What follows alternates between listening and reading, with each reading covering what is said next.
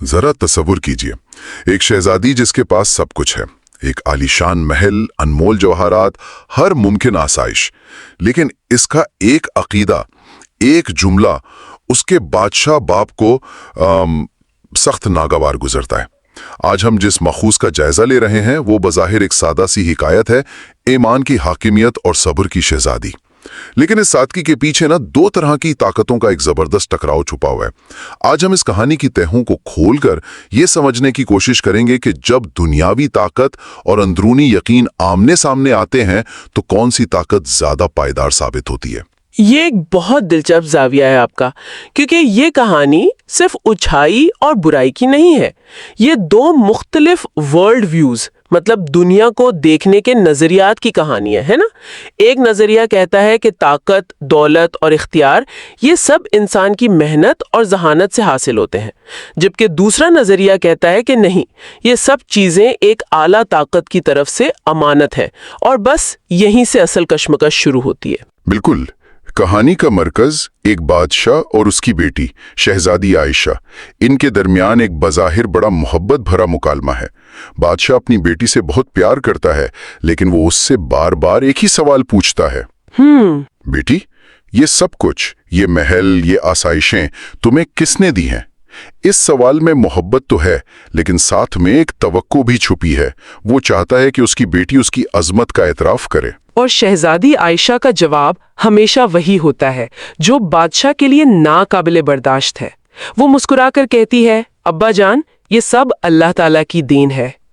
अब बज़ाहिर तो ये एक बहुत ही नेक और शुक्रगुजारी वाला जवाब है, लेकिन बादशाह के लिए ये एक तमाचे के मुतरादिफ है। लेकिन क्यों? एक बाप को तो अपनी बेटी के इस ईमान पर फख्र होना चाहिए।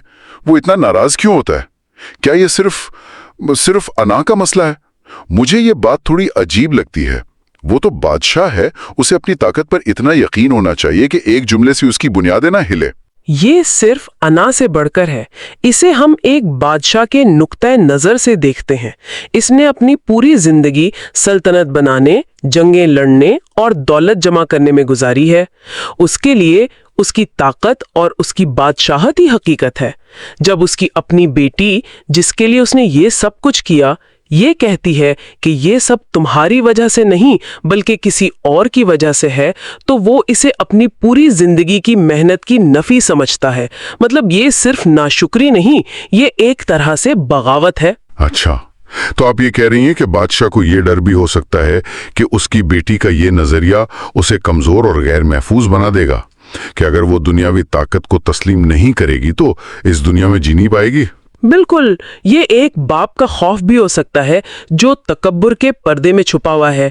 वो सोचता है कि मैंने अपनी बेटी को महफूज रखने के लिए ये किला बनाया है, और ये कह रही है कि इसकी हिफाजत किले से नहीं बल्कि किसी नादीदा ताकत से होती है। ये उसके इख्तियार को चैलेंज करने के मुतरादिफ है, और यही वजह है कि ये नजरियाती इख्तिलाफ आखिरकार एक भरे दरबार में फट पड़ता है। हाँ, वो ड्रामाई मंजर जब बादशाह अपने तमाम वुज़रा और उमरा के सामने आयशा से आखिरी बार वही सवाल करता है। वो शायद ये दिखाना चाहता था कि देखो, मेरी बेटी अवामी सतह पर मेरी ताकत का एतराफ करेगी। लेकिन आयशा अदब से झुककर वही जवाब देती है, हजूर, ये सब अल्लाह ताला की रहमत है। और फिर वो एक कदम आगे बढ़कर कहती है, आप भी उसी की अता से बादशाह हैं। ये वो लम्हा है जहां बादशाह की बर्दाश्त जवाब दे जाती है। इस एक जुमले ने शहजादी के नजरिए को एक जाती अकीदे से उठाकर एक सियासी बयान बना दिया है। अब वो सिर्फ अपनी नेमतों का जिक्र नहीं कर रही, बल्कि बादशाह के इख्तियार के सरचश्मे पर ही सवाल उठा रही है।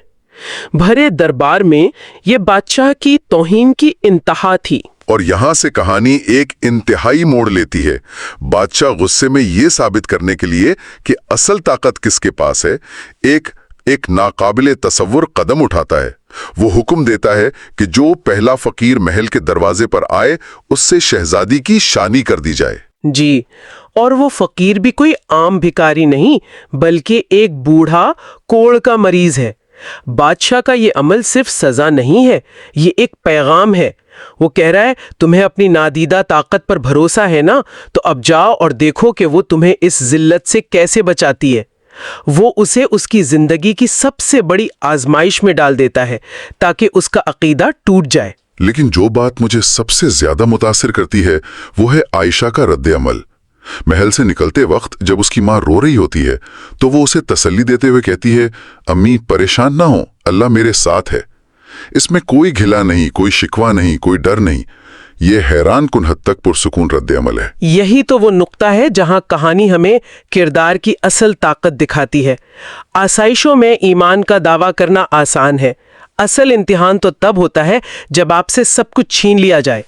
عائشہ کا یہ رد عمل ظاہر کرتا ہے کہ اس کا ایمان صرف الفاظ کی حد تک نہیں تھا، یہ اس کی ذات کا حصہ بن چکا تھا۔ وہ اس واقعے کو سزا کے طور پر نہیں بلکہ اپنے عقیدے کو عملی طور پر ثابت کرنے کا ایک موقع سمجھ رہی ہے۔ اور وہ صرف دعا پر بیٹھ نہیں جاتی، یہ بات بہت اہم ہے۔ وہ فقیر کے ساتھ شہر کے کنارے ایک ٹوٹی پھوٹی جھونپڑی میں جاتی ہے اور اگلے ہی دن اپنی سونے کی انگوٹھی بیچ کر گھر کا سامان لاتی ہے اور پھر سلائی کڑھائی کا کام شروع کر دیتی ہے۔ یہ توکل کے ساتھ تدبیر کی بہترین مثال ہے۔ بالکل، یہ کہانی کے ایک بہت گہرے پیغام کو سامنے لاتا ہے۔ ایمان کا مطلب ہاتھ پر ہاتھ دھرے بیٹھنا اور معجزے کا انتظار کرنا نہیں ہے۔ عائشہ کا کردار ہمیں سکھاتا ہے کہ حقیقی ایمان عمل پر اکساتا ہے۔ وہ اپنی صلاحیتوں کو استعمال کرتی ہے، محنت کرتی ہے اور اپنے حالات کو خود بدلنے کی کوشش کرتی ہے۔ اس کا شوہر الیاس، وہ بھی اس کی ہمت دیکھ کر محنت کرتا ہے اور اپنا علاج کروانا شروع کر دیتا ہے۔ ان کی زندگی ان کی مشترکہ جدوجہد سے بدلتی ہے جو ان کے ایمان کا عملی ثبوت ہے۔ تو اس کا مطلب یہ ہے کہ کہانی یہ نہیں کہہ رہی کہ اگر آپ کا ایمان مضبوط ہے تو آپ کو محنت نہیں کرنی پڑے گی، بلکہ یہ کہہ رہی ہے کہ آپ کا ایمان آپ کو مشکل ترین حالات میں محنت کرنے کی طاقت دے گا۔ بالکل، یہی نقطہ ہے۔ اس کا ایمان اسے مایوسی سے بچاتا ہے اور اس کی محنت اسے غربت سے نکالتی ہے۔ یہ دونوں چیزیں مل کر کام کرتی ہیں۔ وہ اپنی تقدیر کو کوسنے کے بجائے اسے بنانے میں لگ جاتی ہے۔ یہ ایک بہت ہی فعال اور با اختیار قسم کا ایمان ہے۔ اسی دوران محل میں کچھ اور ہی چل رہا ہوتا ہے۔ بادشاہ، جس نے اپنی بیٹی کو اس کے حال پر چھوڑ دیا تھا، خود اس کی جدائی کے غم میں بیمار پڑ جاتا ہے۔ اس سے ظاہر ہوتا ہے کہ اس کی محبت بھی حقیقی تھی، بس اس کا تکبر اس پر حاوی ہو گیا تھا۔ یہ انسانی فطرت کی پیچیدگی کو ظاہر کرتا ہے۔ وہ ایک ظالم بادشاہ بھی تھا اور ایک محبت کرنے والا باپ بھی۔ اس نے اپنی انا کی تسکین کے لیے ایک فیصلہ تو کر لیا، لیکن اس فیصلے کا بوجھ وہ خود بھی نہیں اٹھا سکا۔ اس کی بیماری اس کے اندرونی تصادم کی علامت ہے۔ اسے احساس ہو رہا تھا کہ اس نے اپنی طاقت ثابت کرنے کی کوشش میں اپنا سب سے قیمتی اثاثہ کھو دیا ہے۔ اور پھر جب عائشہ کو اپنے باپ کی بیماری کی خبر ملتی ہے تو وہ فوراً اس سے ملنے جاتی ہے۔ ان کی ملاقات کا منظر بہت جذباتی ہے، لیکن یہاں بھی عائشہ کے الفاظ میں کوئی تلخی یا الزام نہیں ہے۔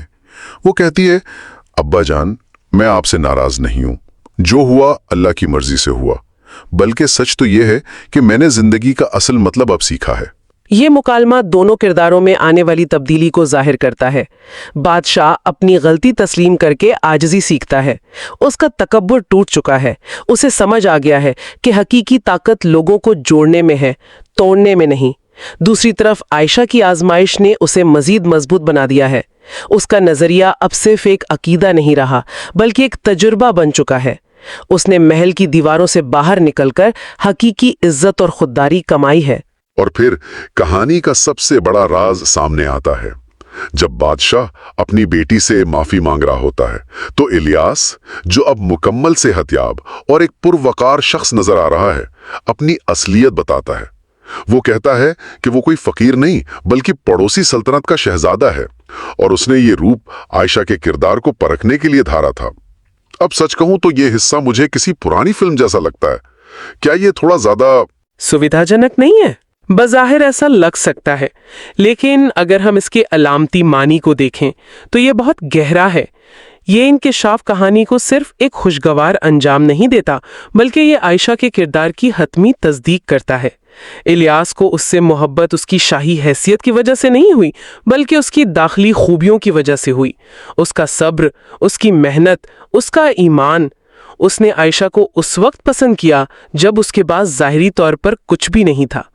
ये इस बात का सबूत है कि उसकी असल कदर उसके किरदार में थी। और आयशा का जवाब इस नुक्ते को और भी पुख्ता कर देता है। वो मुस्कुराकर इलियास से कहती है, अगर मुझे पहले मालूम होता कि आप शहजादे हैं तो शायद मैं आपको इस तरह कभी ना जान पाती। ये बहुत गहरी बात है। बहुत गहरी। वो कह रही हैं कि उनके रिश्ते की बुनियाद कोई शाही मुआहदा नहीं, बल्कि मुश्तरका जिद्दोजहद, एक दूसरे का साथ और मुश्किल वक्त में कमाई गई इज्जत है। ये आजमाइश ही उनके ताल्लुक की रूह है। अगर वो इसे एक शहजादे के तौर पर मिलती तो उनका रिश्ता शायद सथी होता, लेकिन इस जिद्दोजहद ने इसे हकीकी और अटूट बना दिया है। कहानी यहाँ खत्म नहीं होती, जो कि सबसे दिलचस्प बात है। हकीकत खुलने के बाद वो दोनों शाही ऐशो इशरत की जिंदगी में वापस नहीं लौटते। वो अपना सिलाई कढ़ाई का कारोबार जारी रखते हैं। वो इतना कामयाब हो जाता है कि वो सैकड़ों गरीब औरतों को रोजगार देते हैं और बच्चों की तालीम का बंदोबस्त करते हैं। और ये कहानी के मरकजी ख्याल को एक नई बुलंदी पर ले जाता है। अब दौलत और बादशाहत के मायने ही बदल गए हैं। शुरू में बादशाहत का मतलब महल, ताख्त और हुक्म चलाना था, लेकिन आयशा और इलियास के लिए बादशाहत का मतलब खिदमत, हमदर्दी और लोगों की जिंदगियों में मुस्बत तब्दीली लाना है। वो अपने खिताब की वजह से नहीं, बल्कि अपने काम की वजह से रहनुमा बनते हैं। उनकी सल्तनत लोगों के दिलों में कायम होती है। और बादशाह की तब्दीली भी सिर्फ बातों तक नहीं रहती, वो भी अपनी सल्तनत में गरीब बच्चों के लिए मुफ्त तालीम और जरूरतमंदों की मदद का ऐलान करता है। यानी एक शख्स की रूहानी तब्दीली पूरे माशरे की इस्लाह का बायस बनती है। बिल्कुल। कहानी ये बताती है कि हकीकी मिरास, लेगेसी, वो इमारतें या खजाने नहीं होते, बल्कि वो इक़दार और वो भलाई होती है जो आप अपने बाद छोड़ जाते हैं। आयशा और इलियास ने एक ऐसा कारोबारी मॉडल बनाया जो मुनाफा भी कमा रहा था और समाजी भलाई भी कर रहा था। ये तो आजकल के सोशल एंटरप्राइज का तस्वुर है। कहानी का आखिरी मंजर बहुत खूबसूरत और पुरसुकून है। वक्त गुजर चुका है, बादशाह का इंतकाल हो चुका है, आयशा और इलियास बूढ़े हो चुके हैं और उसी छोटे से घर में बैठे हैं जहां से उन्होंने अपनी जिंदगी की नई शुरुआत की थी। और उनके आखिरी अल्फाज इस पूरी गुफ्तगू का निचोड़ हैं। असल दौलत महल नहीं, बल्कि सब्र, मेहनत और मोहब्बत है। ये एक मुकम्मल दायरे की तरह है। जहां से जिद्दोजहद शुरू हुई थी, वहीं जगह उनके लिए सुकून और इत्मीनान का मरकज बन गई। ये इस बात की हतमी अलामत है कि हकीकी खुशी का ताल्लुक बाहर की दुनिया से नहीं, बल्कि इंसान के अंदरूनी कैफियत और इक़दार से होता है। तो अगर हम इस सारी गुफ्तगू को समेटें तो ये कहानी सिर्फ सब्र और ईमान की तलकीन नहीं कर रही। ये ताकत की नौइयत, दौलत के हकीकी मायने और एक बामकसद जिंदगी के तस्वुरात को चैलेंज करती है। ये बताती है कि हालात आपके कंट्रोल में ना हों, लेकिन आपका रद्द अमल वो हमेशा आपके इख्तियार में होता है, और वही आपकी असल ताकत है। बिल्कुल। और ये कहानी हमारे लिए एक बहुत अहम सवाल छोड़ जाती है। ये मादी दौलत यानी महल और जवाहरात और किरदारी दौलत यानी सब्र और ईमान के दरमियान एक वाज़ेह फ़र्क दिखाती है। तो सवाल ये पैदा होता है कि आज की दुनिया में जहां कामयाबी को अक्सर नज़र आने वाली चीज़ों जैसे बैंक बैलेंस, गाड़ी या ओहदे से नापा जाता है, कोई शख्स सब्र, ईमान और किरदार जैसी नादीदा दौलत को कैसे परवान चढ़ा सकता है, उसकी कदर कैसे कर सकता है?